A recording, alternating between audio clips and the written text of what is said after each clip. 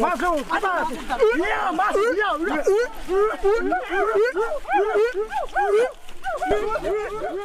Kayu besi rawa sepanjang 17 meter ini disiapkan untuk membuat salib.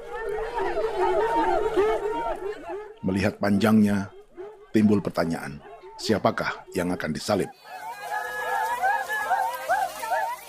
Siapapun itu, pasti sesuatu yang lebih besar dari mereka.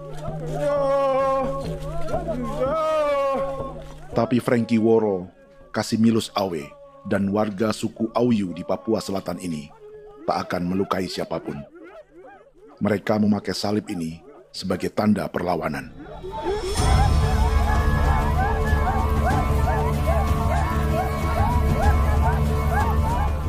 Yang mereka lawan memang lebih besar, yaitu pemerintah Republik Indonesia. Pemerintah sedang mengincar 2,5 juta hektar hutan orang Papua untuk proyek tanaman industri pangan dan energi.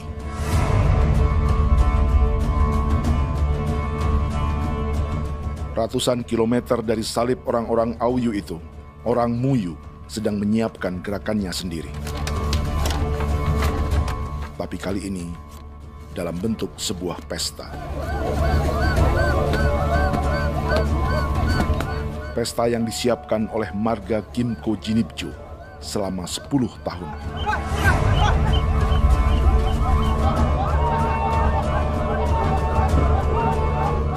Sosok di marga ini adalah Willem Kimco, orang asli Papua yang tak punya kartu identitas kewarganegaraan manapun.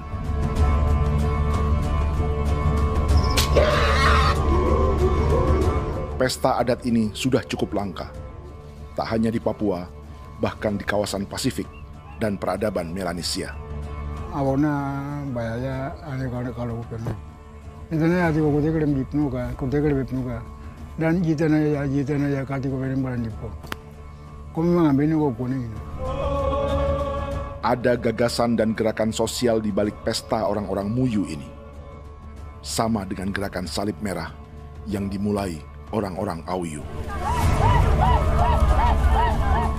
Salib ini akan menjadi yang terbesar dari 1.800 salib merah yang telah ditancapkan berbagai suku di Papua Selatan dalam 10 tahun terakhir. Ribuan salib merah yang dipadukan dengan palang adat adalah tanda larangan yang menyatukan unsur-unsur adat dan agama. Kami percaya bahwa kalau memang kami sudah tidak mampu untuk menyelesaikan persoalan ini, dalam hal ini perusahaan tidak bisa masuk, berarti kami minta bantuan kepada nenek moyang dan Tuhan.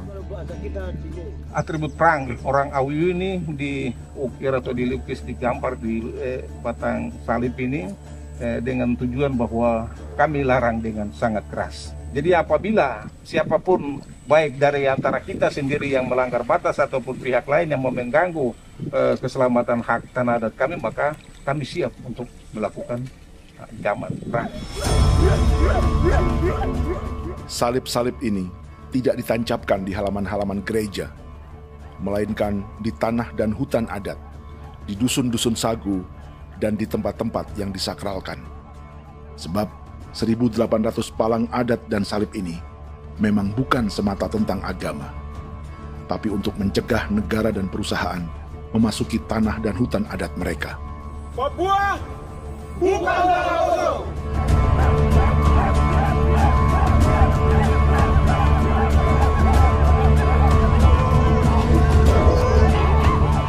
Di zaman TikTok ini, kami ingin menceritakan semua ini lewat film yang pendek.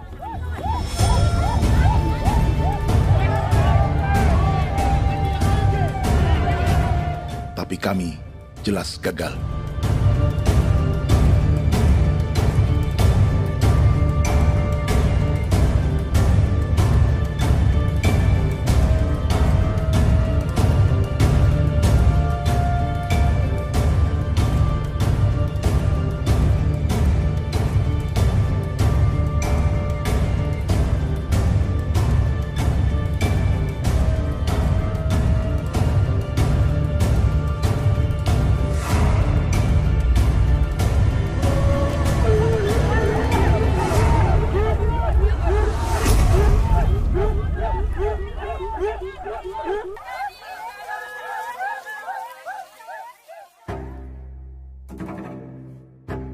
Di planet ini, ada 5 pemilik hutan hujan tropis terluas yang tersisa.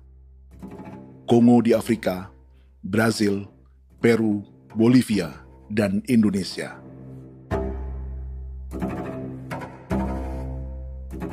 Di Indonesia, satu-satunya pulau yang hutannya masih terjaga adalah Papua, pulau terbesar kedua di dunia setelah Greenland. Lewat sejarah kolonialisme yang panjang, pulau ini kini dikuasai 2 negara. Bagian barat oleh Indonesia yang juga dikenal sebagai West Papua, dan bagian timur menjadi Papua Nugini. Dan tepat di perbatasan ini, di bagian Indonesia, sedang terjadi proyek pemusnahan hutan terbesar di dunia.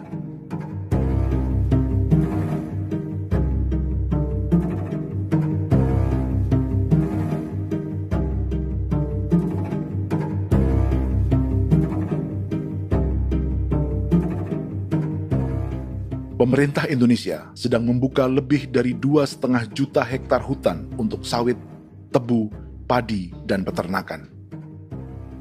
Ini disebut proyek strategis nasional untuk lumbung pangan dan energi yang jadi ambisi 3 presiden. Bagian terbesar direncanakan untuk mencetak sawah seluas 1,3 juta hektar.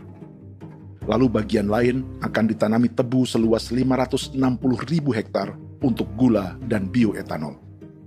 Setiap liter bensin di Indonesia akan dicampur bioetanol 10% atau E10. Ada 10 perusahaan di proyek ini, dan semuanya dimiliki oleh 1 keluarga saja. Berikutnya, ada areal sawit seluas 400.000 hektar untuk biodiesel. Targetnya mencampur 50% solar dengan minyak sawit atau B50. Dan terakhir, pemerintah akan membuka peternakan seluas 380.000 hektar. Jadi, apa yang salah dengan proyek pangan dan energi ini? 5 orang Papua dalam film ini akan menjawabnya.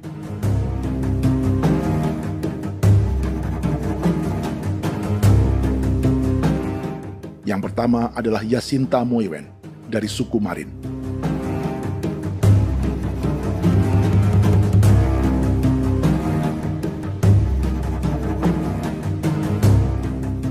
Yasinta dan warga di distrik Ilwayap di Merauke sudah menjadi korban. Hutan dan rawa sebagai sumber pangan dan ekonominya telah dihancurkan.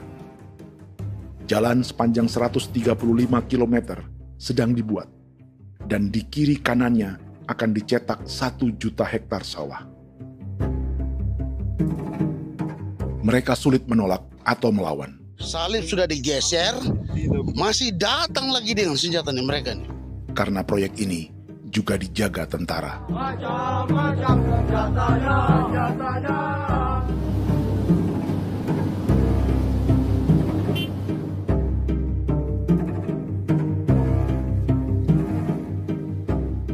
Yang kedua adalah Natalis Buer di distrik Tanah Miring, Merauke. Petani milenial ini merasa ditelantarkan. Sebab setelah hutannya diubah menjadi sawah, sebagian sawah-sawah ini tak tergarap. Orang asli Papua seperti Natalis tak punya modal untuk benih, pupuk, perawatan, hingga ongkos panen.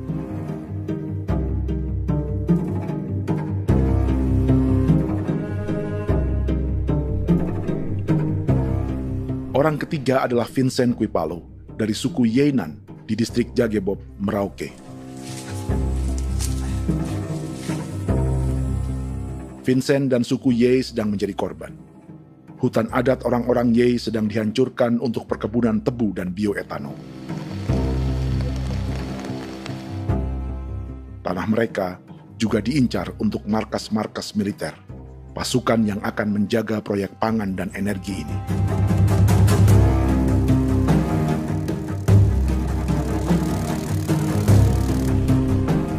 Yang keempat adalah Frankie Woro dari suku Auyu di distrik Fofi, Kabupaten Bovendigul. Hutan dan tanah mereka terancam perluasan perkebunan sawit untuk campuran biodiesel atau B50. Orang-orang dari suku Auyu ini adalah calon korban. Merekalah salah satu pelopor gerakan Palang Adat dan Salib Merah. Meski kadang berseberangan dengan gereja yang mereka anggap lebih mendukung pemerintah dan perusahaan. Mereka bahkan sedang merencanakan gerakan yang lebih besar, dengan salib yang lebih besar. Tanah milik Somu Sobisiba itu bahwa tanah ini diciptakan oleh Tuhan dan memberikan warisan kepada kami. Kami ini hanya hak jaga.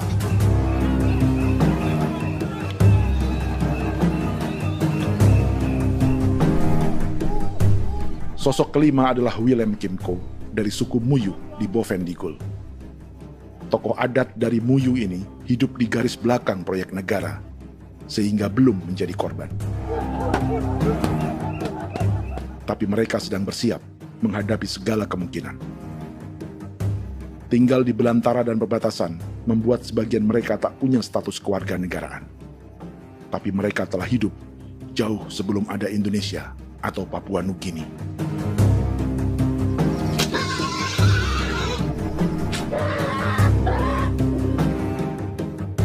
Kelimanya mewakili jutaan orang asli Papua yang sedang terancam eksistensinya. Jika kita merasa kepunahan peradaban Neanderthal di Eropa, Aztec dan Inca di Amerika, atau aborigin di Australia adalah sejarah masa lalu, film ini menceritakan bagaimana pemusnahan sebuah bangsa dan kepunahan sebuah peradaban sedang terjadi di masa hidup kita. Kepunahan bukan karena kerusakan lingkungan dan ruang hidup semata, juga karena dihantam 60 tahun operasi militer.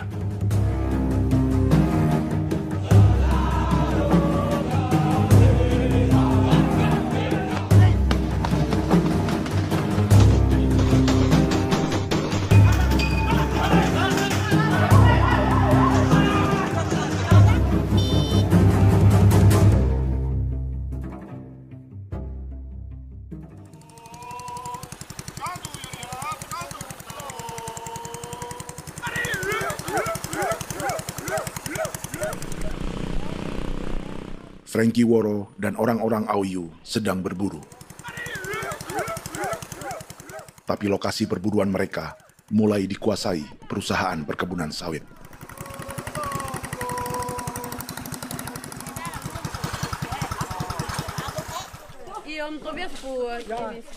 Kita akan menuju arah ke Inabusu. Di sana kami akan masuk di wilayah konsesi perusahaan PT Indo Asiana Lestari, dan di situ ya ada survei-survei mereka yang mereka pernah lakukan, tapi juga kami ada lakukan tanda-tanda saksi di sana.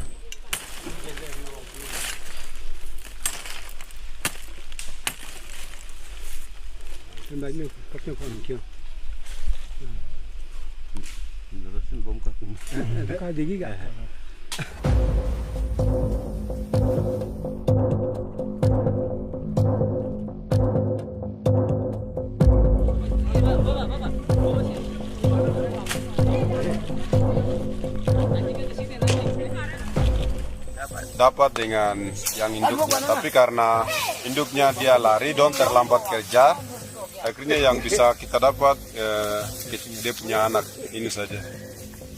Ini kalau pakai bahan kayak hasil.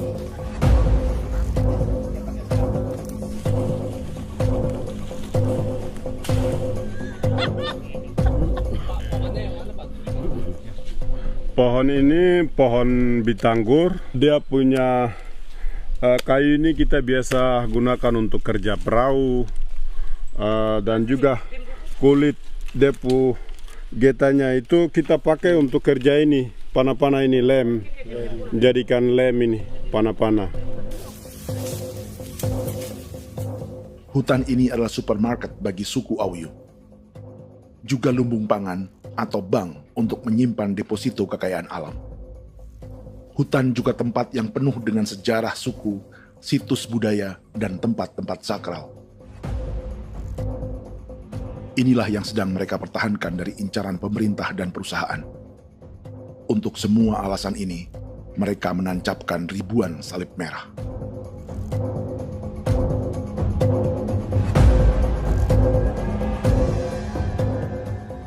Tapi dari kampung, warga suku Auyu memberi kabar pada Frankie tentang intimidasi oleh aparat negara agar mereka melepas tanah ke perusahaan sawit dan berhenti memasang palang adat dan salib merah. Ada beberapa titik yang saya sudah siap, tetapi di sini emergensi dari saya, terutama di Kampung Sokanggon, PT Damai Timber. Dia mengganggu saya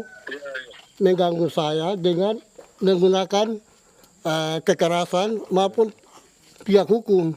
Dan kemarin saya ada pernyataan penolakan secara resmi, tapi masih tetap dengan menggunakan pihak hukum untuk masuk, untuk harus dituntut saya untuk harus diterima perusahaan itu. Kita di situ ada 15 marga, tetapi 15 marga juga tidak setuju. Marga-marga siapa yang terima dan marga-marga mana saja yang menolak. Nanti kita lihat dari pertimbangan itu, dan di situ dan kita undang mereka untuk bicara dengan kami. Sebagai sosok yang aktif dalam gerakan, warga Auyu terus memberi informasi lapangan kepada Frankie yang tak selalu berada di kampungnya. Izin pernyataan yang mereka paksa saya untuk tanda tangan itu, tapi sementara saya tidak tanda tangan. Data semua ada di tangan saya. Ya. Baik, kalau gitu itu lebih bagus karena tanda tangan itu yang berbahaya. Iya. Tanda tangan itu yang lebih berbahaya karena sekarang ini modern dan canggih, dan itu yang mereka biasa pakai untuk tipu muslihat. Mereka biasa pakai itu di tanda tangan itu. Betul. Dari Bambisa juga di Sofia dia masuk untuk memaksakan kami marga untuk harus menerima perusahaan itu. Tapi kemarin kami sudah menolak. Babinsa di sini nama Bosco. Itu yang sekarang strategi militer yang sekarang mereka pakai. Jadi yang penting masyarakat itu yang benar-benar mau menolak siap dukung ketua marga siapa yang nanti tampil. Ini adalah peta konsesi sawit untuk biodiesel dalam proyek strategis nasional. Dan di distrik Fofi inilah, orang-orang Auyu hidup dari sungai dan hutan.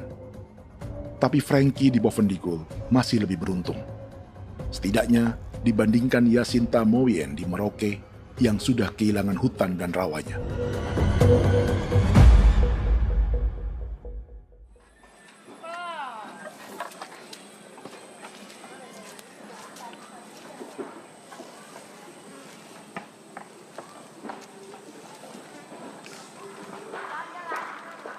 Yasinta dari suku Marin adalah petani sayur di Kampung Wanam, distrik Ilwayap, Merauke. Memanfaatkan lahan yang ada, ia berkebun dan menjual hasilnya ke pasar kampung. Ini ekonomi warga di Wanam untuk menghasilkan uang, lalu memberi barang kebutuhan yang tak bisa mereka produksi sendiri. Tapi kehidupan sebenarnya ditopang oleh ekosistem hutan dan rawa. Inilah sumber pangan utama dan peradaban mereka.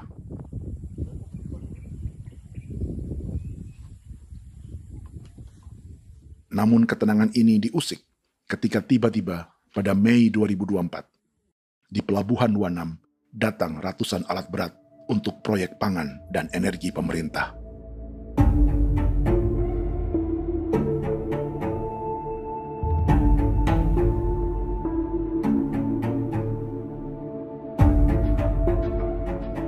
Kami masyarakat setempat kami tidak tahu.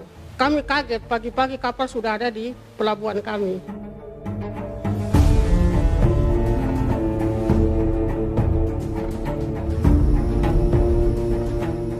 Yasinta Moiwen atau Enrika Gebze dan warga lainnya tak pernah diajak bicara atau dimintai pendapat. Seakan-akan Papua adalah tanah kosong. Kita suka kaget yang dong bawa turun alat berat dong bawa turun, kita kaget masyarakat. Dorang subongkar itu kayu-kayu.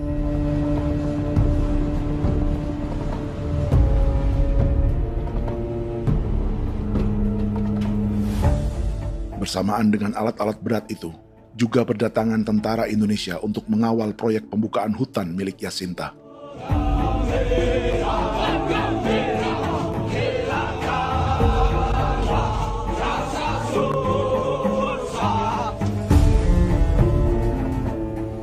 Ribu alat berat didatangkan dari Cina ke Papua oleh perusahaan bernama John Lin Group sebagai kontraktor pemerintah.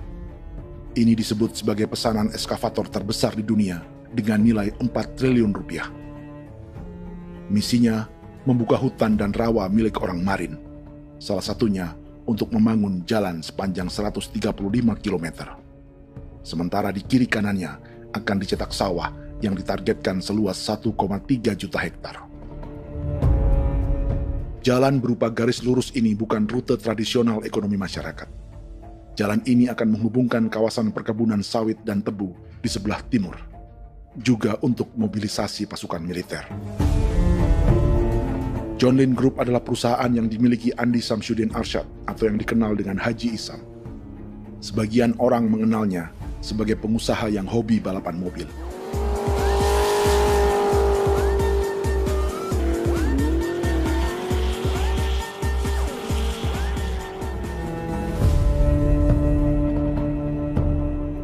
Tapi di Kalimantan, ia berbisnis batu bara, perkebunan sawit, pengolahan karet, penerbangan, perkapalan, dan biodiesel.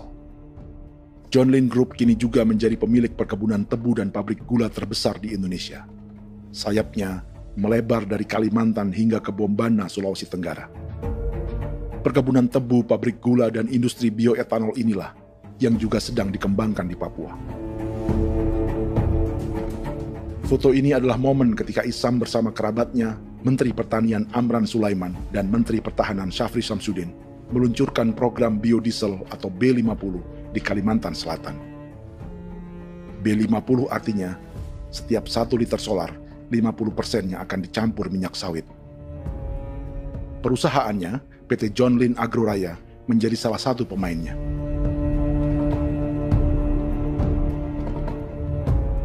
Sepanjang tahun 2025, saham PT John Lin Agroraya pernah naik hingga 700%.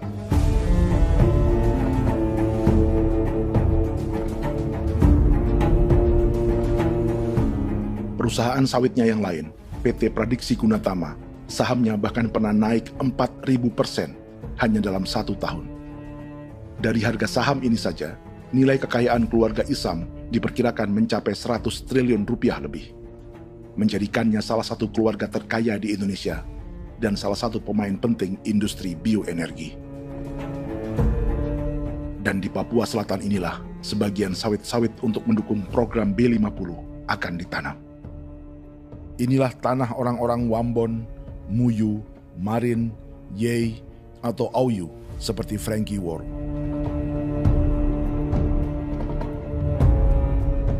Haji Isam pernah menjadi tim kampanye nasional Presiden Joko Widodo dalam pemilu 2019 saat melawan Prabowo. Bintang Mahaputra Utama diberikan kepada Saudara Andi Syamsuddin Arsyad. Beliau berjasa luar biasa dalam mendorong pertumbuhan ekonomi daerah maupun nasional. Setelah menjadi presiden, Prabowo memberi gelar kehormatan Bintang Mahaputra Utama pada Isam.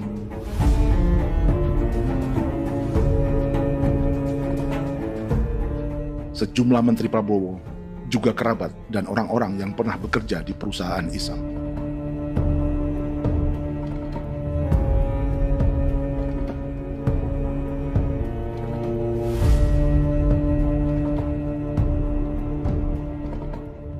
Lawan sebesar inilah yang sedang dihadapi Jacinta di kampung Wanam, Merauke. Atau petani perempuan lain seperti Enrika Gebze. Jadi alam kita ini sudah rusak. Jadi kita itu biasa jalan dari sini tuh harus pasang jerat di situ, harus cari makan di situ lagi. Itu tempat-tempat itu pasang-pasang jerat, tempat babi, rusa, sekarang sudah tidak ada lagi.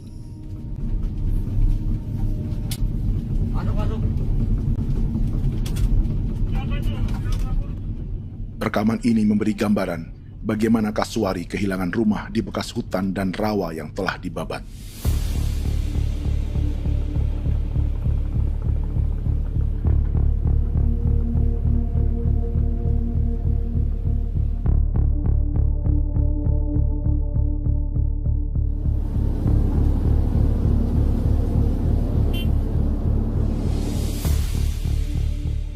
Keterlibatan tentara dalam proyek pangan dan energi di Papua memakai dalih bahwa ancaman terhadap negara kini tak hanya perang secara militer, tapi juga melalui pangan dan energi.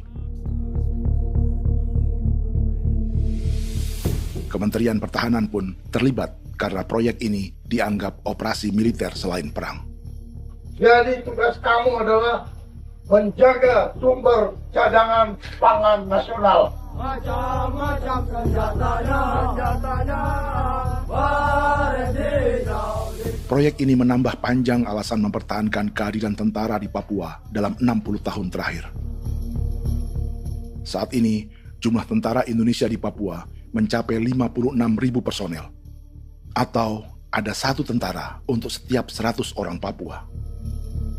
Bandingkan dengan rata-rata nasional, di mana hanya ada 1 tentara untuk 696 penduduk Indonesia. Itu belum termasuk polisi. Artinya, 1 orang Papua dijaga lebih banyak senjata dari rata-rata penduduk Indonesia. Tanah dan hutan diambil secara sepihak untuk kepentingan pembangunan batalion dan bandar antariksa. Ini bentuk perampasan masyarakat. Penolakan kehadiran markas-markas militer terjadi di sejumlah tempat di Papua. Tak hanya karena trauma dan ketakutan, juga karena mengambil tanah-tanah adat.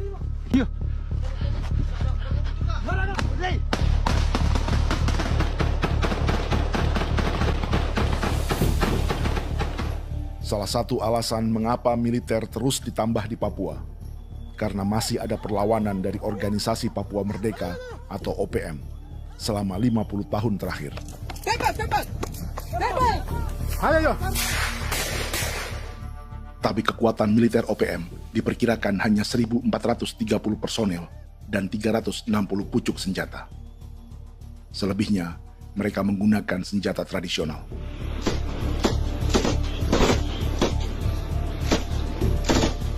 Dengan demikian, kekuatan tentara dan polisi di Papua 58 kali lebih besar dari gerilyawan Organisasi Papua Merdeka.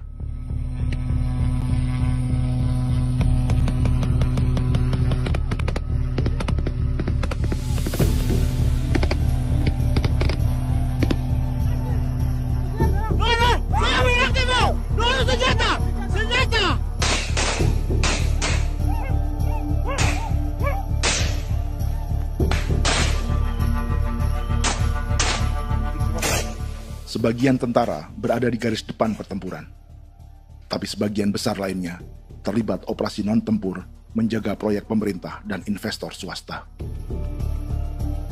Seperti Batalion Infanteri Teritorial Pembangunan di distrik Jagebob, Merauke ini. Lokasinya bersebelahan dengan konsesi lahan tebu untuk gula dan bioetanol milik PT Murni Nusantara Mandiri. Baik perusahaan maupun markas militer, keduanya mengambil hutan milik suku Ye dari marga Kuipalo. Tapi orang datang tanam ini saja di sini, tanam papan nama ini. Victor Kuipalo menunjukkan apa yang terjadi. Jadi kita juga kaget ini. Nah, kalau ini papan nama ini memang ini papan nama ditanam tapi bukan haknya mereka yang ini. Ini hak kami di sini, hak dusun kami, marga Kuipalo yang punya hak dusun ini. Setelah memasang patok, alat berat mulai bekerja untuk membangun markas militer di tanah orang Ye.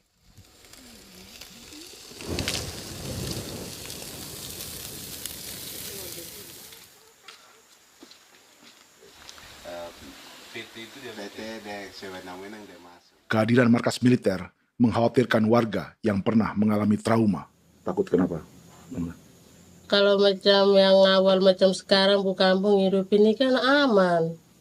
Terus kenapa harus didirikan korem di sini? Bukankah dengan adanya Korem semakin aman ada tentara di sini? Kalau untuk Bukampung kayaknya tidak bisa aman kalau ada tentara, paling masyarakat dipukul itu ini. Kalau Bukampung hidup begini malah saya sejahtera dan saya punya masyarakat. Apa pernah ada pengalaman buruk sebelumnya dengan tentara di daerah sini? Ada yang cerita waktu pos-pos di sini tuh di 13, 12 itu zaman katanya Patimura. Memang kasihan. Malah kita punya orang ini yang dianiaya betul, dipukul. Disuruh kerja bakti tidak mau atau lama mencari, namanya kita pangkur sagu itu butuh waktu 1 minggu. Kalau lama begitu ya paling diseret apa pukul itu. Operasi militer Indonesia di Papua dimulai tahun 1962 lewat Operasi Trikora. Tapi perlawanan bersenjata pertama di Papua baru dilakukan tahun 1965 di Manokwari. Nanti tanggal 1 Mei jam 12.30 pemerintahan di Irian Barat mutlak akan jatuh di tangan.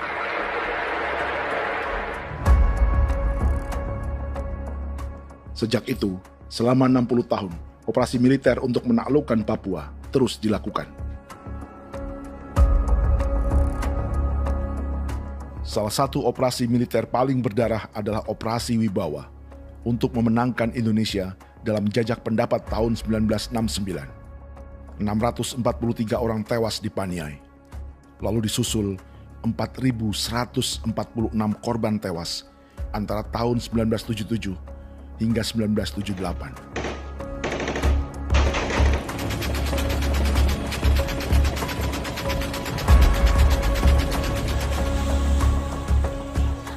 Operasi militer ini menimbulkan gelombang pengungsian hingga kini. Dewan Gereja Papua mencatat 103.000 orang menjadi pengungsi pada tahun 2025 dan nyaris tak diberitakan media-media Jakarta. Jumlah pengungsi terbesar tercatat di Nduga yang mencapai 20.000 jiwa. Banyak di antaranya yang sedang hamil, seperti Jubiana, salah satu pengungsi Nduga. Jadi ini takarik masih kaki be muguruk berselari namen wane kosel. Bigari me. Egirik munene an nimbo mesle berselar nene. Wam darik lek prak nda oi gore bangal no so ndak lo yo nanda me anet ndang no yat nde nanen di ko nerwa membri wal marwa. Egirik munene wa tri bel no semana. Ngal siak kaya berkumpulnya masalah orang me wakosuluk. Ri namen wani ko semane kuman nak wani ndemo ko ndak misri namen bre ko lo nak no semana ne. Nebe minit waru ra kana bi nindige. War be mino pragit de laina bulan Maret April yana mana kantan barang na lire na bam ne. Jubiana lalu menamai anaknya pengungsi Kogoya.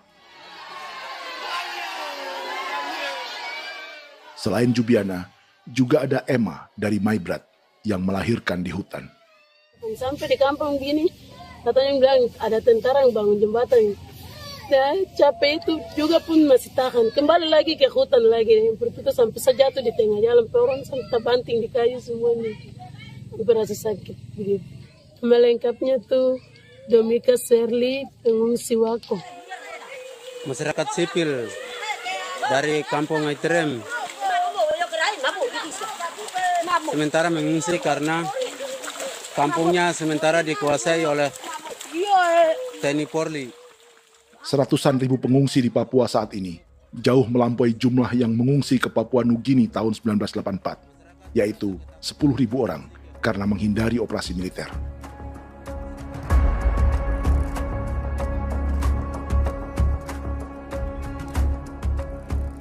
Bersamaan dengan operasi militer, eksploitasi sumber daya alam Papua juga dilakukan sejak masuknya tambang emas dan tembaga Freeport pada tahun 1967.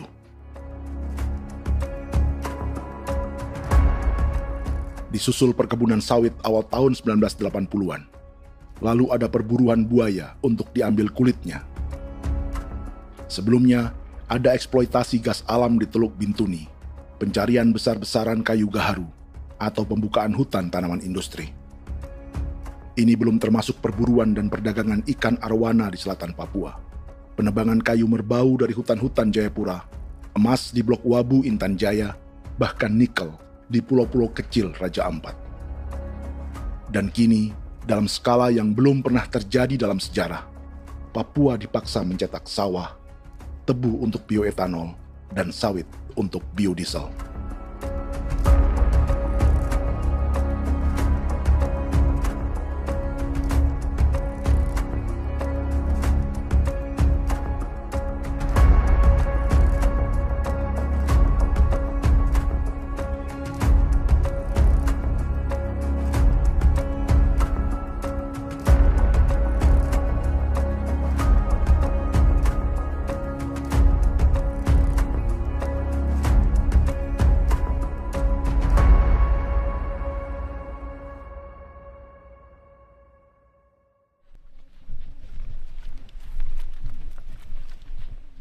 Inilah yang sedang menimpa keluarga Vincent dan Victor Kuipalo di Merauke. Hutan mereka diambil untuk markas militer dan industri perkebunan, PT Murni Nusantara Mandiri. 1 dari 10 perusahaan yang diberi konsesi untuk menanam tebu dan memproduksi gula serta bioetanol seluas 52.000 hektar.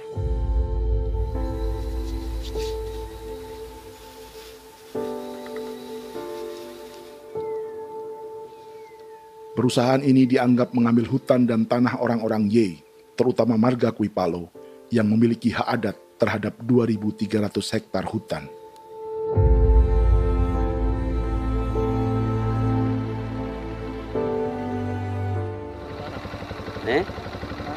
Tentara? Tentara. Oh iya, tentara.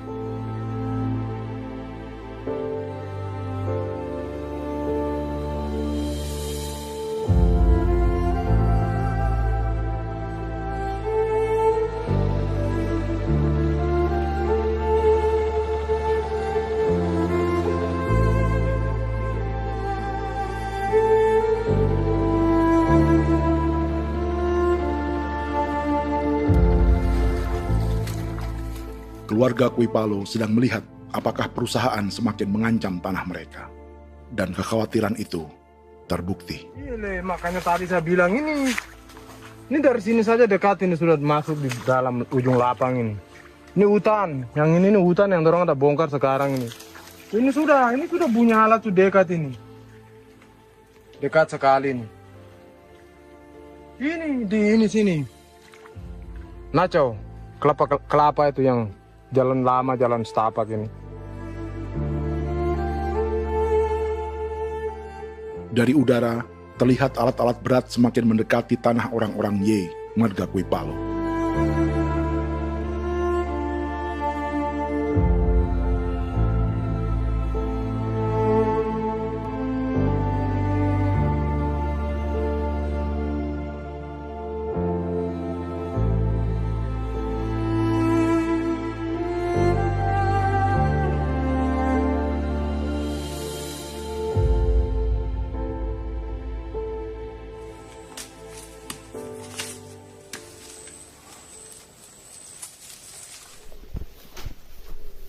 Keesokan harinya, Victor dan kerabatnya memberi tanda cat merah di pohon-pohon yang berada di batas tanah mereka.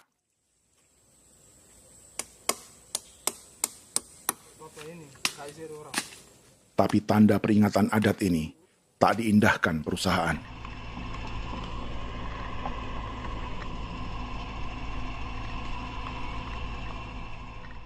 Dua bulan kemudian, perusahaan tetap memasuki tanah marga Kuipalo. Sama-sama. Kami manusia, kau lihat. Tapi tidak sakit hati sekali saya kasih tahu adik. Ini sama baik kalau pikiran berubah lagi hari ini. Kami juga punya tangan, hanya beda rambut. Mister itu juga. Wah, buka. Tidak.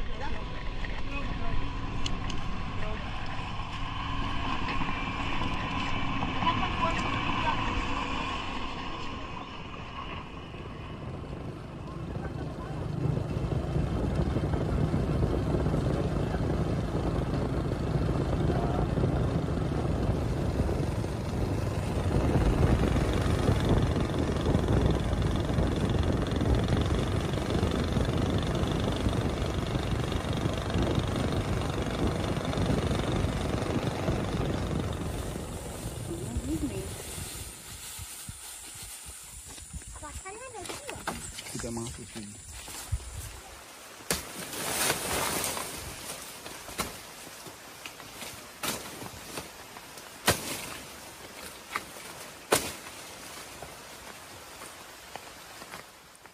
Jadi ya untuk itu seperti saya katakan tadi, apakah lebih baik kita tidak usah ada kan atau bagaimana, kita pisahkan, pisahkan dari negara ini kan? Jangankan tuh, saya kemarin bicara sama Daniel, datang sama saya dengan persoalan Kodam ini, saya bilang Pak Daniel kalau lebih baik saya ngungsi ke Papua Nugini. Dia bilang, aduh Bapak jangan begitu. Ya memang kalau tidak bisa menghargai kami, lebih baik pilihan yang itu yang saya memilih. Lebih baik saya pindah dari sini. Saya mengungsi ke Papua Nugini, di negara tetangga. Masih di laut. Apa?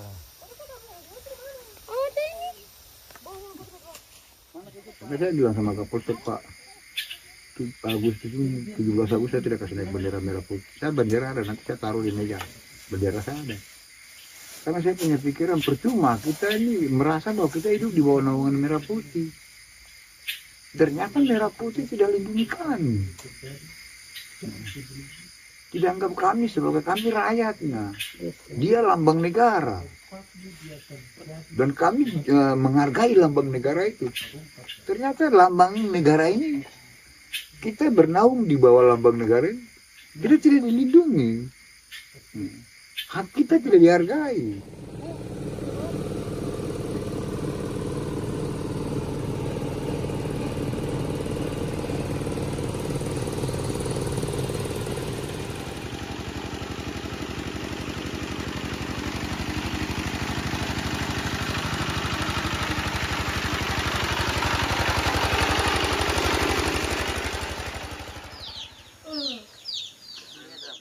Marga Kuipalo dari suku Ye terus mendapat teror dan intimidasi agar melepas tanah mereka yang hanya dihargai Rp300.000 per hektar.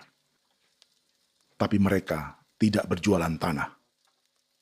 Makanya mama itu tidak suka untuk lepas tanah. Untuk apa? Baru di dalam hutan itu ada obat-obat tradisi. Itu sudah Kalau macam ada sayur juga, kita ambil sayur yang dia tumbuh sendiri. Jadi kita ini mau kemana, kalau itu sudah digusur, ya habis. Kita ini jadi penonton. Jangan sampai kita ini duduk minta di jalan. Jadi kita tidak mau seperti itu. Makanya tanah itu kita tidak melepas. Tapi mungkin orang lain tuh dia senang saja. Lebih baik saya pegang uang merah dulu. Saya bisa beli-beli itu ini. Nanti datang uang sudah habis, gembel, mau cari kemana lagi, hutan sudah habis, mau makan ikan di mana, kali sudah hancur. Seperti Yasinta di Wanam, suara dan gerakan kaum perempuan Papua sangat nyaring dan tak bisa diabaikan. Saya sebagai perempuan tolak untuk perusahaan masuk di sini. Karena kalau saya terima anak-anak saya mau dikemanakan, mau tinggal di mana. Apapun yang terjadi saya tetap tolak. Demi tanah ini saya akan berjuang, demi saya punya anak-anak. Yang katanya mengutamakan anak Papua, nyatanya yang kerja kebanyakan ya orang-orang Jawa. Saya sendiri orang Jawa, tapi bukan mau bicara yang tidak-tidak. Memang kenyataannya seperti orang-orang Papua itu diterbelakangkan, kurang diutamakan. Itu.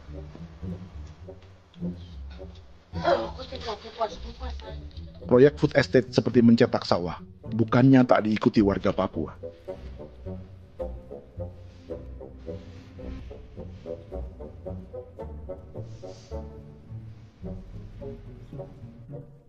Salah satunya Natalis Buer di distrik Tanah Miring, Merauke.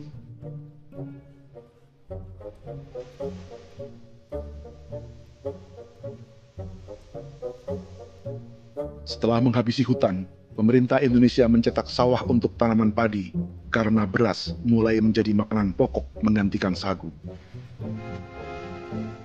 Sebagian besar penggarapnya adalah warga transmigran yang datang sejak era 1980-an. Bahkan petani transmigran sudah ada sejak Belanda membuka proyek padi kumbe di distrik Kurik. Lokasi yang sering jadi langganan pejabat Indonesia memamerkan sawah di Papua. Tapi Natalis juga ingin belajar menanam padi atau bersawah. Namun ia kesulitan karena dibutuhkan modal untuk benih, pupuk, hingga pemeliharaan dan panen. Lalu sawah-sawah ini pun mulai dikuasai pendatang.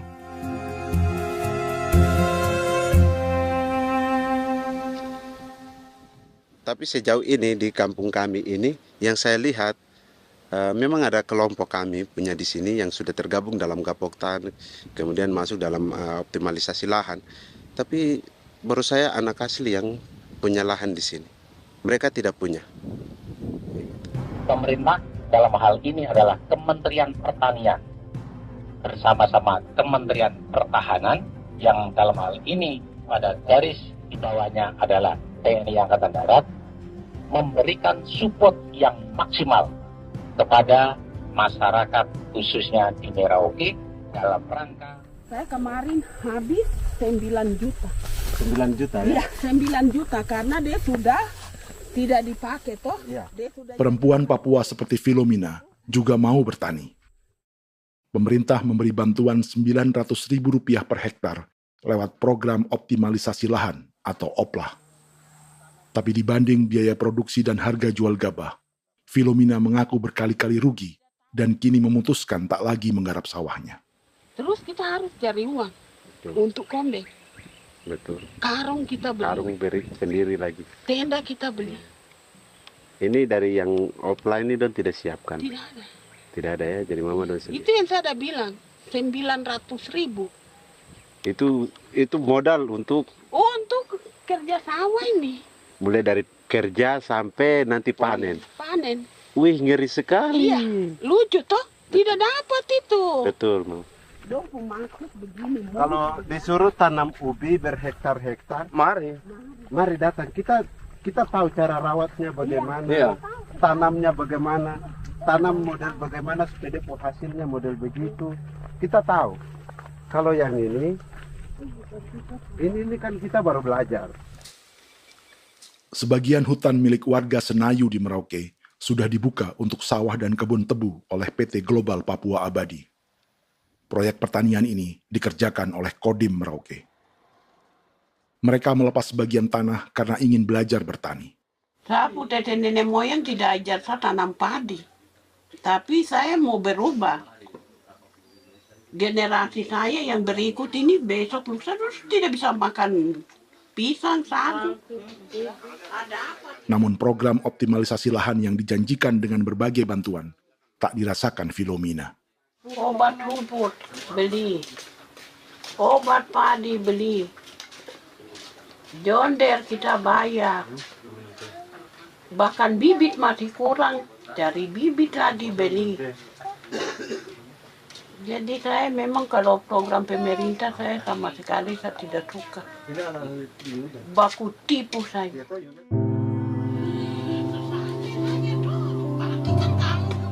Mereka merasa ditinggalkan sendiri, jatuh bangun belajar bertani padi.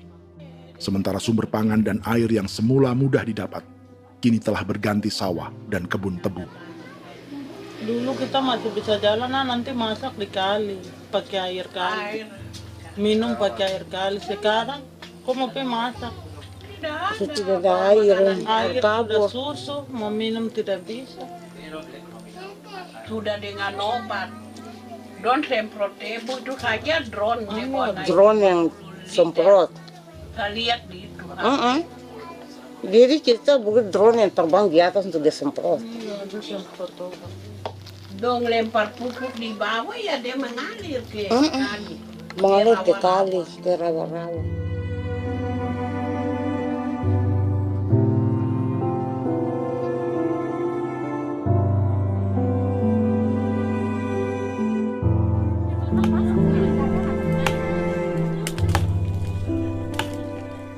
Seperti pertanian sawah bagi orang Bali atau Toraja, Bagi orang Auyu dan suku-suku lainnya di Papua Selatan, sagu juga bukan semata tentang pangan.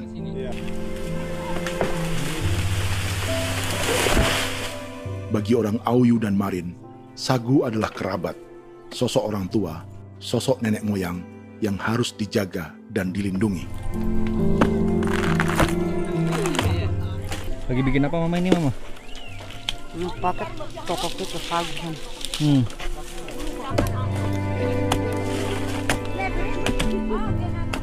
Kami diingatkan oleh leluhur, sagu itu tidak boleh digusur dan tidak boleh diganggu dengan cara apapun, dan di dalam rangka kepentingan apapun tidak boleh.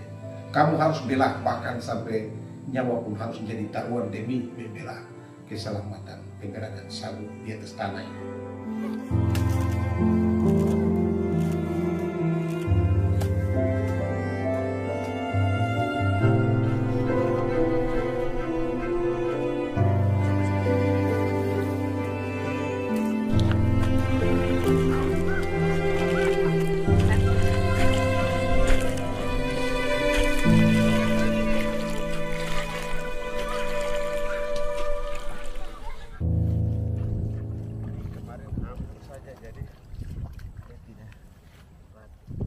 Menurut Natalis, pemerintah di Jakarta mendefinisikan lumbung pangan semata urusan beras dan mencetak sawah.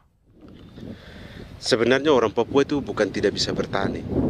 Kami tanam ubi itu bagian dari pertanian. Nah, pertanian yang dimaksud oleh pemerintah itu harusnya selalu, itu kalau bisa pemerintah harus spesifikkan. Pertanian apa yang dimaksud? Pertanian tanam padi atau pertanian tanam ubi, petasan dan lain-lain. Ini yang harus dispesifikkan dulu. Begitu, sehingga tidak menjustifikasi kami orang asli Marin bahwa kami tidak bisa bertani. Bukan. Kami buka kebun besar-besar di sana, bahkan bermeter-meter, ratus-ratus meter pakai sekop, bukan pakai ekskavator, tapi ini pakai skop. Itu pertanian, begitu. Bagi Natalis, alih-alih memaksimalkan sawah-sawah yang sudah ada untuk petani Papua, pemerintah selalu membuka hutan baru, seperti dikerjakan perusahaan John Lynn Group dan melibatkan tentara. Padahal, sejarah keterlibatan militer dalam proyek food estate atau cetak sawah adalah sejarah kegagalan yang bertubi-tubi 4 presiden selama 30 tahun terakhir.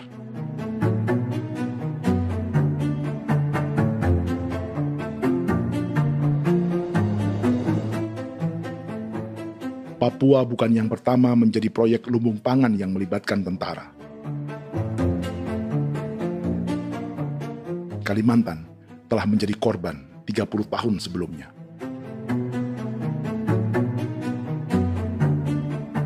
Ini adalah bekas hutan yang sudah dibuka di Pulang Pisau, Kalimantan Tengah. Tahun 1996, di era Presiden Jenderal Soeharto, ia menghabisi 1 juta hutan di lahan gambut untuk mencetak sawah demi memenuhi ambisi swasembada beras, bukan swasembada pangan. Hutan tropis Kalimantan dihabisi dalam skala yang belum pernah terjadi dalam sejarah. Di bawah rezim militeristik, tak ada yang berani melawan keinginan Soeharto, termasuk orang Dayak seperti Kuneng. Nggak bisa dihalangi itu. Nggak boleh dihalangi. Ya kalau ada kata-kata aja menghalangi, sudah kita diseret ke kepolisian dulu. Atau bisa langsung di PKI-kan. Iya, di PKI-kan gitulah. Jadi kita tuh nggak berani apa-apa dulu tuh. Ya. Apa maunya aja. Misal bilangnya A. Setahun setelah pengundulan hutan skala besar itu, tahun 1997, untuk pertama kalinya Kalimantan mengalami kebakaran lahan dan kabut asap terbesar dalam sejarah.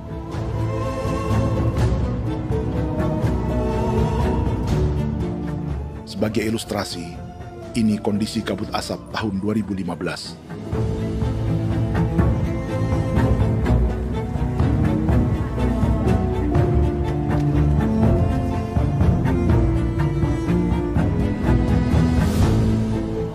Proyek 1 juta hektar sawah Jenderal Soeharto itu gagal. Bendungan dan saluran irigasi mangkrak hingga kini. Mei 1998, rezim Soeharto tumbang. 2 tahun setelah ia menumbangkan jutaan hektar pohon di Kalimantan. Setiap tahun, lokasi ini menyumbang kebakaran dan kabut asap yang merugikan jutaan orang. Sawah yang berhasil di Kalimantan justru bukan sawah yang dibangun Jenderal Soeharto, melainkan yang dirintis para transmigran sejak era 1980-an. Sawah-sawah inilah yang ikut digarap oleh militer di era Presiden Joko Widodo.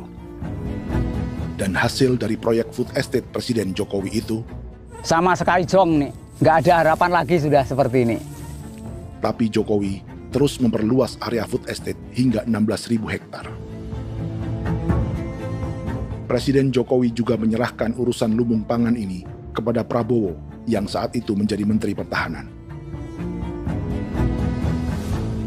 Salah satunya di Kabupaten Gunung Mas, Kalimantan Tengah, untuk membuka perkebunan singkong seluas 31.000 hektar. Food Estate Singkong Jenderal Prabowo ini dimulai dengan membuka 600 hektar hutan di Tawai Baru. Proyek singkong untuk bioetanol ini pun dijaga tentara. Dan seperti Jenderal Soeharto, proyek Jenderal Prabowo ini pun gagal.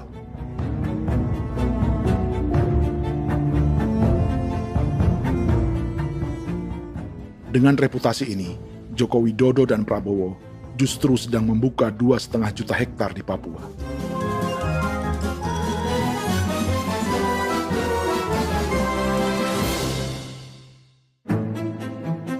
Setelah Jenderal Soeharto, Presiden Jenderal Susilo Bambang Yudhoyono juga mencoba membuka food estate di Papua sejak tahun 2010. Namanya Merauke Integrated Food and Energy Estate atau MIFE. Proyek ini juga gagal. Lalu di lokasi yang sama, Jokowi berusaha meneruskan dengan proyek mencetak sawah 1,2 juta hektar yang juga gagal. Sekarang yang paling siap adalah 1,2 hektar. Yang 1,2 juta hektar. Dan kini, Prabowo yang pernah gagal dengan 600 hektar singkong di Kalimantan justru akan mengulangi di Papua dengan skala 2,5 juta hektar.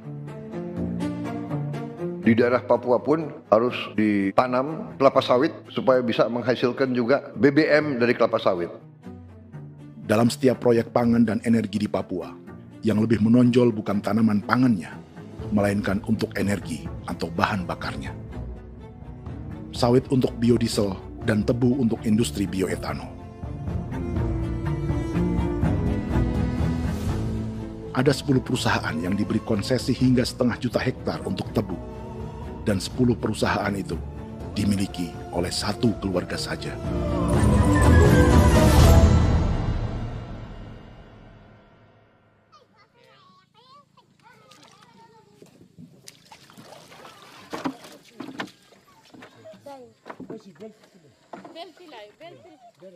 Para perempuan Auyu di Bovendigul akan berangkat memancing. Priska Beni membantu menyiapkan perahu.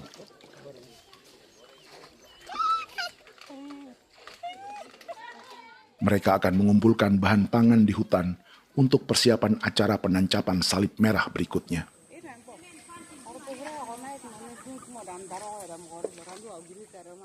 Priska sudah mengambil posisi memancing.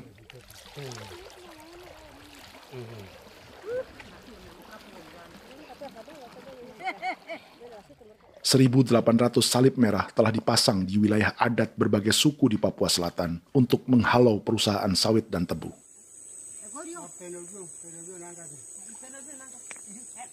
Maria Tebung yang paling muda datang membawa hasil. 2 ekor ikan gastor alias gabus toraja. Sebagai generasi Z, pendidikannya sampai sekolah dasar. Di perusahaan perkebunan seperti sawit atau tebu, ijazah SD hanya bisa menjadi buruh kasar. Tapi ia tak tertarik. Karena kita hidup itu dari alam, kita pancing, juga di darat, bawa anjing, terus bikin pagar sagu, dapat babi, bawa baru kita makan. Jadi kita tidak mau perusahaan masuk. Kita tidak akan terima. Sementara Priska Beni masih mencari peruntungan. Tapi baginya, menjadi nelayan di Sungai Fofi masih lebih baik daripada bekerja 9 tahun di perkebunan sawit. Sudah pengalaman, jadi kita tidak mau lagi. Seberapa lama ketika kerja itu? Selama di sana. 9 tahun di sana. 9 tahun? Saya baru pulang dari perusahaan. Selama 9 tahun kerja di sawit, bisa punya rumah kah? Atau tidak. Motor kah? Tidak. Johnson kah? Tidak. Cuma makan saja. Pendapatan juga kan tidak lebih. Habis dimakan.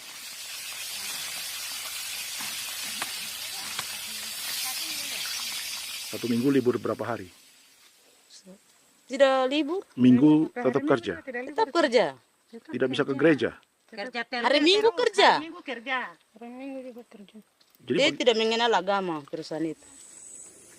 Di grup perusahaan sawit Korindo, Priska digaji 2 juta rupiah per bulan dan tinggal di mes karyawan. Tapi gaji itu dipotong bahan makanan atau BAMA rata-rata 1 juta rupiah setiap bulan.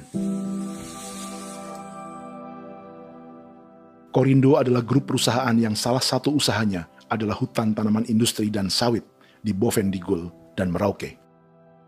Di Papua, mereka memakai bendera PT Tunas Sarwa Ema. Perusahaan ini pernah memberi bantuan pada Keuskupan Agung Merauke. Keuskupan Merauke belakangan mengeluarkan pernyataan mendukung proyek strategis nasional di Papua. Umat Katolik yang memprotes sikap gereja tersebut ditangkap polisi. Jadi selama 9 tahun tidak bisa nabung? Tidak. Makan saja. Makan saja. Makan saja. Menabung bagaimana? Keperluan banyak. Sudah sampai. Habis di anak-anak uang sekolah. Uang 1 juta itu mana sampai. Menabung juga tidak cukup. Sudah pengalaman, jadi kalau di sini perusahaan mau masuk tidak.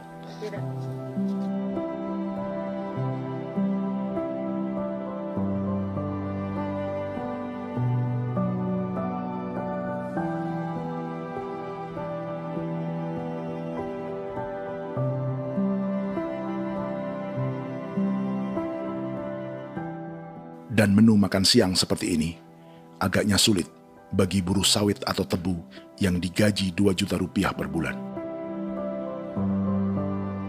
Generasi Z seperti Maria Tebung atau generasi milenial seperti Priska Beni punya matematika ekonominya sendiri. Sawit untuk biodiesel atau tebu untuk bioetanol tak akan ada bedanya bagi mereka.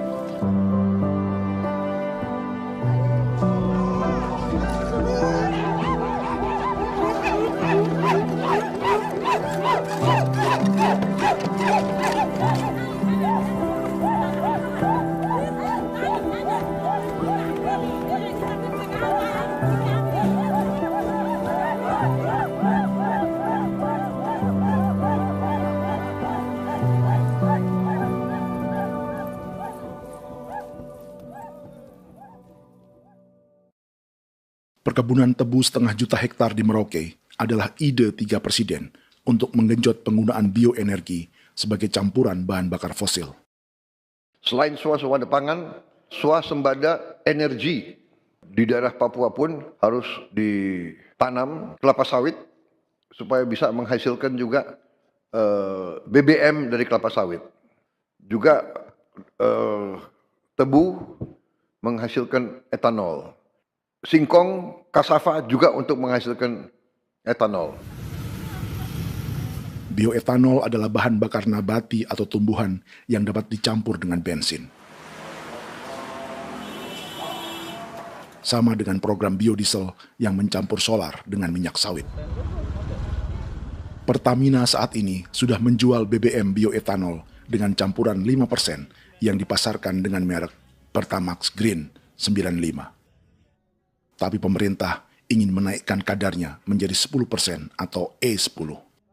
Maka ke depan kita akan mendorong untuk ada E10. Kemarin malam sudah kami rapat dengan Bapak Presiden. Bapak Presiden sudah menyetujui untuk direncanakan mandatori 10% etanol. Idenya untuk mengurangi ketergantungan pada bahan bakar fosil yang diimpor dan menimbulkan polusi.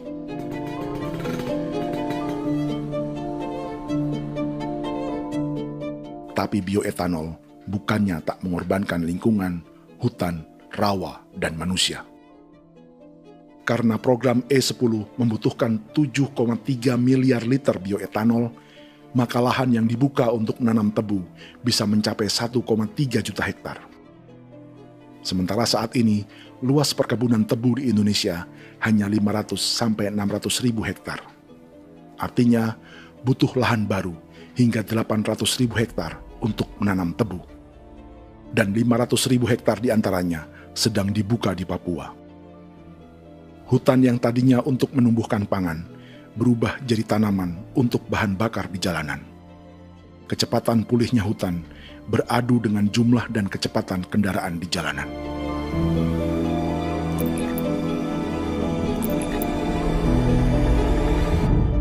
Dahaga terhadap energi tak pernah bisa dipuaskan. Setelah minyak sawit untuk biodiesel, dunia kini merambah singkong, jagung, dan tebu untuk bioetanol. Benua Amerika, Eropa, sebagian Afrika, hingga separuh Asia kini mulai memakai bioetanol sebagai campuran bahan bakar.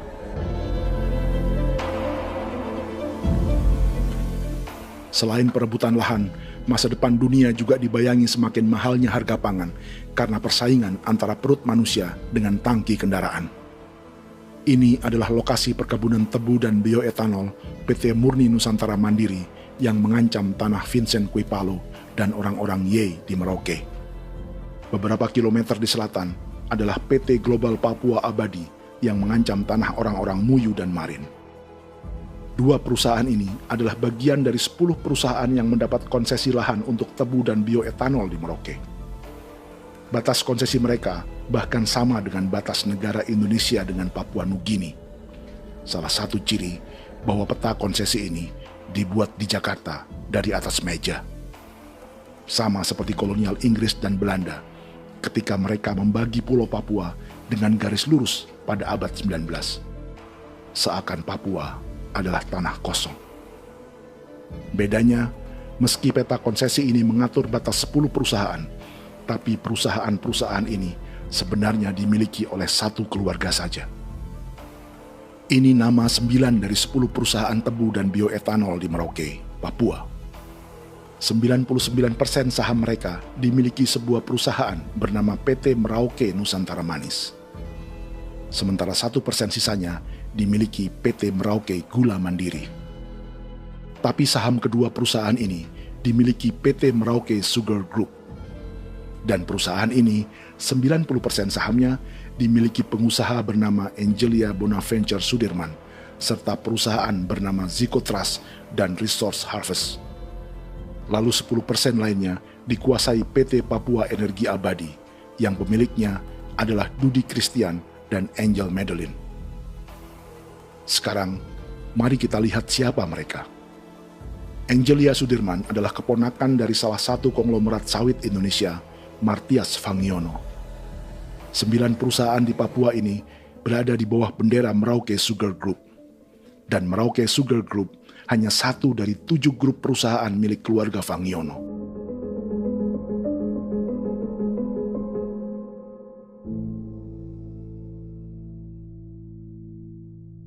Ini Martias Fangiono. Seperti Haji Isam, Martias selama ini dikenal sebagai pengusaha sawit yang kini merambah bisnis tebu dan bioetanol. Ini momen saat penanaman perdana tebu di Merauke bersama Presiden Joko Widodo Juli 2024. Di sini juga ada anak Martias Fangiono, yaitu Wirastuti Fangiono. Wirastuti adalah salah satu yang menonjol dari keluarga Fangiono. Tahun 2025, Forbes mencatatnya sebagai konglomerat termuda dengan kekayaan 23 triliun rupiah yang mengendalikan 2 grup usaha, FAP Agri dan Surya Dumai Industri. Keduanya adalah perusahaan sawit dan biodiesel. Anak dan bapak ini adalah investor utama bagi Jokowi dan Prabowo untuk proyek tebu dan bioetanol di Papua. Sementara yang ini adalah Martua Sitorus, pemilik raksasa agribisnis dunia, Wilmar International, yang juga memegang konsesi sawit di Papua lewat berbagai perusahaan. Tapi Martua kini memakai bendera baru, yaitu KPN Corporation atau Karunia Prima Nastari. KPN inilah yang memiliki kelindan bisnis dengan keluarga Fangiono untuk proyek tebu Merauke. Apalagi grup Wilmar yang didirikannya juga pemain gula utama di Australia. Tahun 2010, Wilmar membeli 100% saham perusahaan gula terbesar Australia, Sucrogin. Akuisisi senilai 1,5 miliar dolar Amerika ini langsung menjadikan Wilmar pemain tebu terbesar kelima dunia. Sebagian bibit tebu yang ditanam di Merauke adalah varietas yang dikembangkan Lembaga Riset Gula Australia atau Sugar Research Australia. Sugar Research Australia lalu menjalin kontrak pengembangan bibit dengan PT Global Papua Abadi milik Fangiono. Tapi masalahnya, Sugar Research Australia adalah badan publik yang tugasnya memajukan petani tebu dan sebagian dananya berasal dari pajak warga Australia. Itu artinya, warga Australia membiayai pengembangan bibit tebu untuk investor dan pemerintah Indonesia. Dokumen ini menunjukkan bahwa lembaga yang dibiayai warga Australia itu pernah memiliki kontrak penyediaan bibit dengan PT Global Papua Abadi milik keluarga Fangiono. Kontrak itu baru berakhir pada November 2024. Artinya, saat Presiden Jokowi dan keluarga Fangiono menanam bibit tebu pada Juli 2024 ini, kontrak itu masih berlaku. Nama lain dalam keluarga ini adalah Siliandra Fangiono, yang pada tahun 2024 dijuluki Raja Sawit Termuda dengan kekayaan 39 triliun rupiah dalam catatan Forbes. Ia mengendalikan grup First Resources. Secara umum, keluarga Fangiono memiliki 20 perusahaan di Sumatera, 32 perusahaan di Kalimantan, 1 di Jakarta, 2 di Singapura, dan 25 perusahaan di Papua. Di Papua, perusahaannya tersebar dari Sorong, Mapi, hingga Merauke. Para politikus dan pejabat Indonesia terus membesarkan konglomerasi, meski Martias Fangiono pernah divonis 1,5 tahun penjara karena kasus pembalakan liar dan kebun sawit ilegal tahun 2007. Sementara tahun 2022, Wilmar terlibat kasus korupsi ekspor minyak sawit dan divonis mengembalikan kerugian negara 11,8 triliun rupiah. Tumpukan uang ini disebut sebagai pembayaran dari grup Wilmar yang diterima secara simbolis oleh Presiden Prabowo pada Juni 2025 lalu. Tapi peran raksasa biodiesel dan bioetanol dunia ini belum akan surut di Indonesia. Bahkan sebaliknya. Sebuah dokumen presentasi bisnis dari Wilmar International Limited pada tahun 2010 ini bisa menjadi petunjuk. Presentasi ini bagian dari proses pembelian 100% saham raksasa tebu Australia, Sucrogin. Dalam presentasi ini, Wilmar mengaku ditawari konsesi lahan 200.000 hektar di Papua, atau dulu disebut Irian Jaya, untuk menanam tebu. Dengan penerbangan hanya 2,5 jam dari kantor Sucrogin di kota Townsville ke Merauke, Wilmar akan mengawinkan bisnis gula dan bioetanolnya menjadi pemain dunia. Dan lokasi yang diincar oleh Wilmar adalah distrik Ilwayap di Merauke, kampung halaman Yasinta Moiwen. Dan persis disinilah, 14 tahun kemudian, ribuan eskavator John Lynn Group milik Haji Isam mulai membuka hutan sebagai kontraktor pemerintah. Presentasi dan gagasan ini dibuat oleh Wilmar pada Juli tahun 2010. Sebulan kemudian, Agustus 2010, pemerintah Presiden Susilo Bambang Yudhoyono meluncurkan proyek Lumbung Pangan dan Energi Merauke atau Merauke Integrated Food and Energy Estate. Targetnya membuka lahan 1 juta hektar dalam 5 klaster yang masing-masing 200.000 hektar. Angka yang sama dengan presentasi Wilmar. 5 tahun kemudian, 2015, giliran Presiden Joko Widodo yang mau melanjutkan proyek pangan dan energi 1,2 juta hektar. Menjelang pensiun sebagai presiden, Jokowi kembali menggencarkan proyek ini dan melibatkan Prabowo sebagai Menteri Pertahanan. Jokowi lalu mendukung Prabowo sebagai presiden berpasangan dengan anaknya, Gibran Rakabuming Raka sebagai wakil presiden. Kini, setelah menjadi presiden, giliran Prabowo yang melanjutkan proyek bioetanol dan biodiesel dengan memobilisasi militer dan melibatkan pejabat-pejabat yang juga para elit partai koalisinya.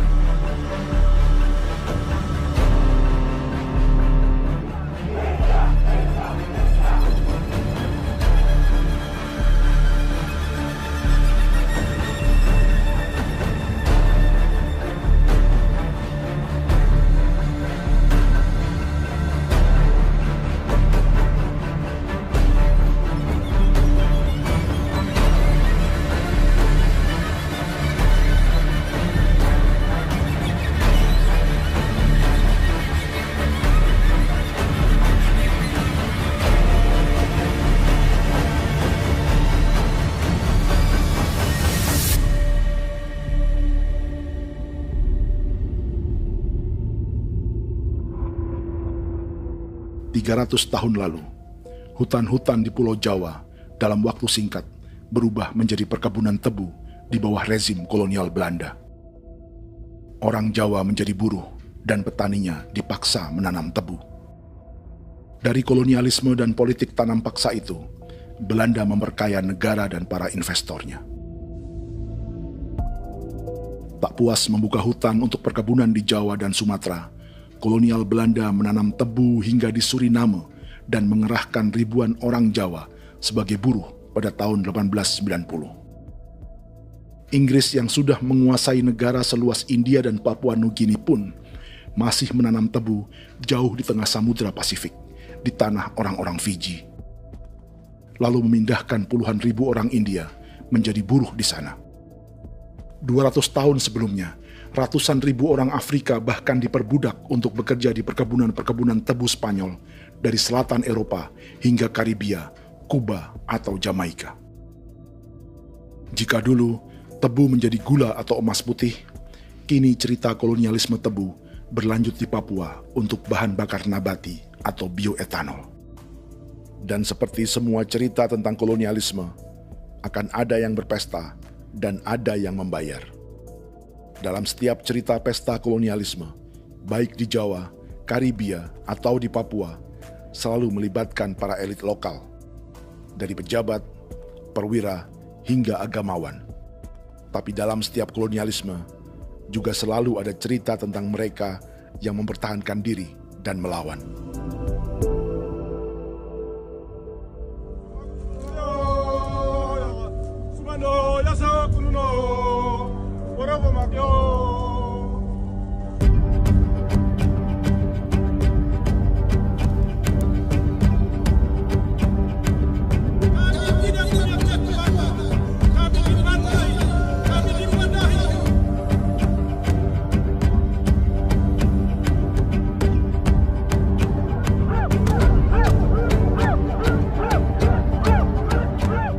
Dalam sejarah Gereja Katolik banyak pemimpin-pemimpin yang adalah tanda petik itu adalah Judas-Judas juga. Jadi itu sudah pasti karena itu adalah manusia. Satu sisi sebagai manusia dalam perjalanan digoda, apalagi ada dalam posisi-posisi jabatan, ya mungkin banyak tawaran-tawaran lain, lalu disitulah terjadi pergeseran keberpihakannya kepada misi gereja tadi itu untuk umat, untuk mereka yang tertindas. Orang kirim ekskavator, orang kirim tentara, orang kirim polisi. Pukul kami bukan pencuri, kami tidak pernah mencuri orang barang. Kami tidak pernah menangis ke orang lain. Kami tidak pernah menangis ke kita Bapak Mama, kami menangis kepadamu. Tuhan kami lemah. Tidak tahu. Dia kata begini hijau cikui. Orang datang ke bangsa kami, ke wilayah kami untuk kasih habis kami.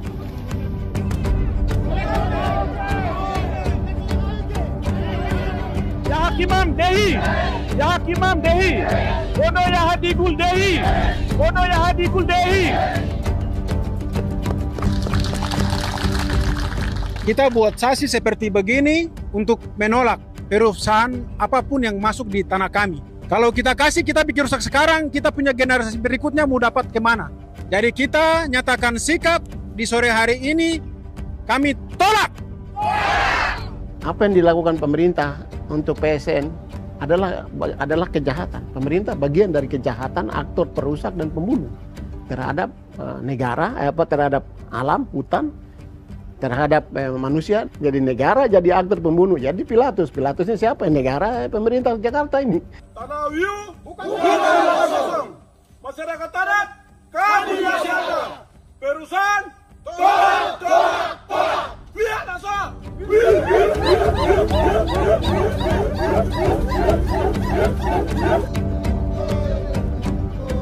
Jika tanah adat dan hutan adat hilang, kami mau hidup di mana? Maka di sini saya mau bilang, negara jangan tipu-tipu kami lagi.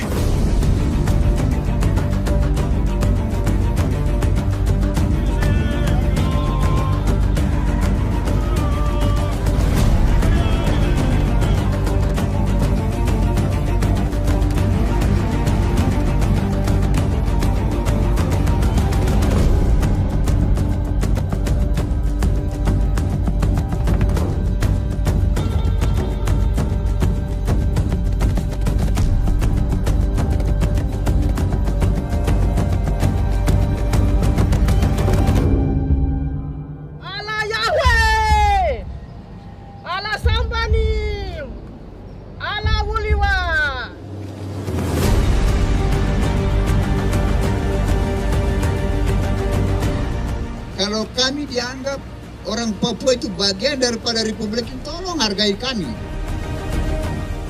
Dengan adanya PSN, PT John Hindrup yang sudah menerobos tanah kami dan hutan kami, merusak alam kami. Itu yang kami datang ke Jakarta jauh-jauh dari Papua. Kami mau bersuara kepada Bapak Presiden Prabowo Subianto, di mana keadilan untuk masyarakat Papua. Tolong lihat masyarakat Papua yang sudah mati. Kami bersepakat menyatakan, 1. Gereja-gereja di Indonesia mendukung masyarakat adat yang menolak proyek strategis nasional di tanah Papua. 2. Gereja-gereja di Indonesia menolak militerisme dan otoritarianisme di Indonesia.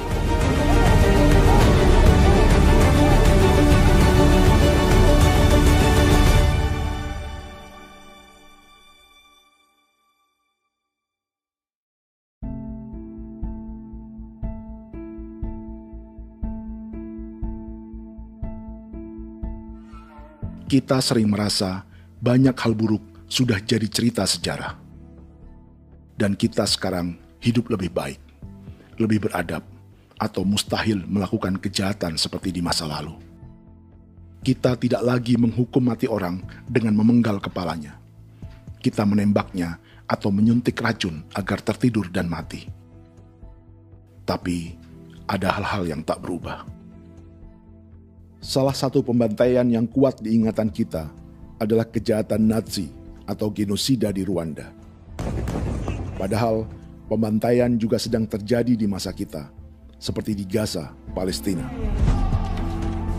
Penghancuran sebuah peradaban seperti Indian di Amerika atau aborigin di Australia juga kita anggap masa lalu. Sekarang kita merasa lebih baik dan lebih toleran. Padahal proses penghancuran bahkan pemusnahan yang sama sedang terjadi terhadap bangsa Melanesia di Papua. Begitu juga dengan praktik kolonialisme. Kita merasa penjajahan seperti dilakukan Portugis, Inggris, atau Belanda sudah menjadi sejarah. Dan Indonesia tidak mungkin menjajah. Padahal itulah yang sedang terjadi dan dirasakan di Papua.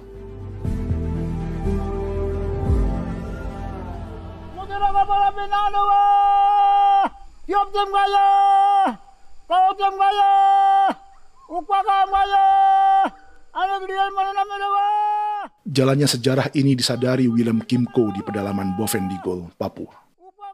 Hidup terpencil dan tak tersentuh urusan negara bukan berarti selalu aman.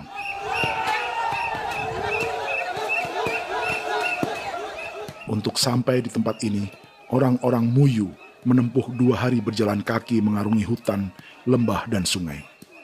Termasuk mereka yang datang dari perbatasan Papua Nugini. Mereka berkumpul untuk memenuhi undangan pesta adat yang disebut Awon Atatbon atau Pesta Babi. Yang mengundang adalah marga Kimco Jinipjo. Yang dituakan di marga ini adalah Willem Kimco. Ia tak punya kartu tanda penduduk dan kewarganegaraan manapun, baik Indonesia atau Papua Nugini. Tahun 1984, 10.000 orang Papua, terutama suku Muyu, mengungsi ke Papua Nugini untuk menghindari operasi militer Indonesia, termasuk Willem Kimco.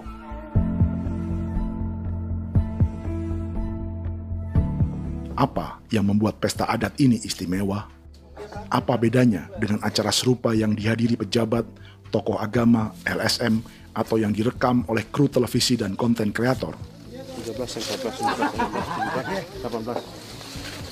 Pertama, untuk membuat pesta babi, orang Muyu perlu persiapan selama 10 tahun. Sebab, babi-babi yang akan jadi bagian dari pesta ini tak boleh dibeli, alias harus dipelihara sendiri. Babi-babi ini bukan bantuan pejabat pemerintah, gereja, atau LSM.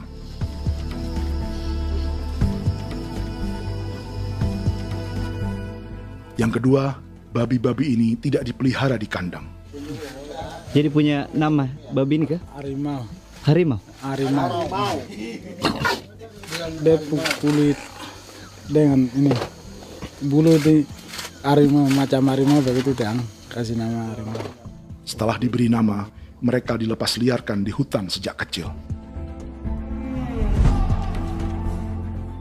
10 tahun kemudian, jika tiba saatnya pesta, para pemburu akan mencari mereka di dalam 479 hektar hutan milik marga Kimco. Suku atau marga lain tak akan mencurinya di hutan, karena mereka sudah punya babi dan wilayah masing-masing. Itu artinya, mereka harus tetap menjaga dan mempertahankan hutannya, agar babi-babi bisa hidup. Demikian juga dengan lahan pangan mereka, yang menumbuhkan sagu, keladi, atau aneka sayuran.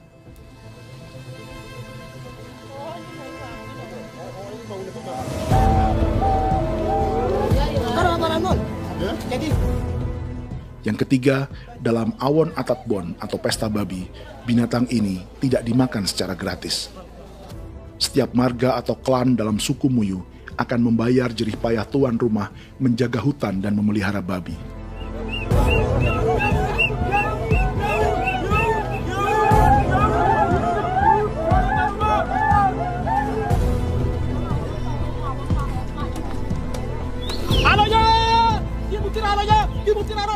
Ini seperti arisan untuk menjaga budaya dan lingkungan. Bagian dari budaya dan ekonomi timbal balik yang ditandai dengan siklus memberi dan menerima.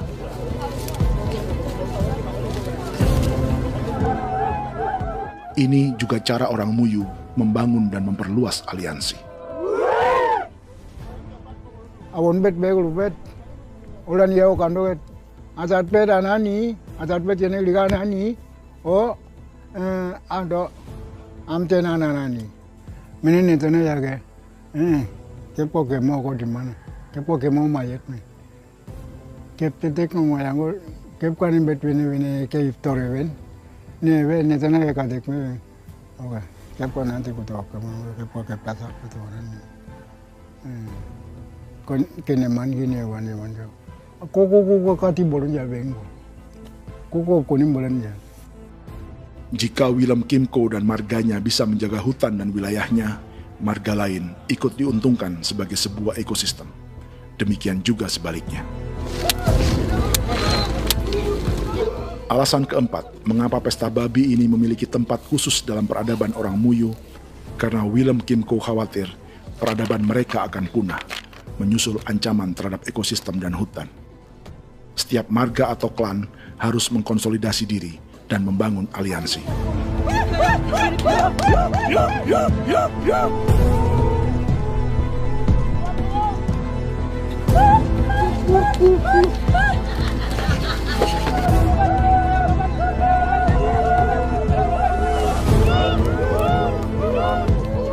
Kekhawatiran Willem dan orang-orang Muyu tak berlebihan. Ruang hidup mereka bersinggungan dengan proyek bioetanol dan biodiesel pemerintah Indonesia. Mereka juga tahu apa yang telah dan sedang menimpa suku lain seperti Auyu di Bovendigul atau Yainan dan Marin Anim di Merauke.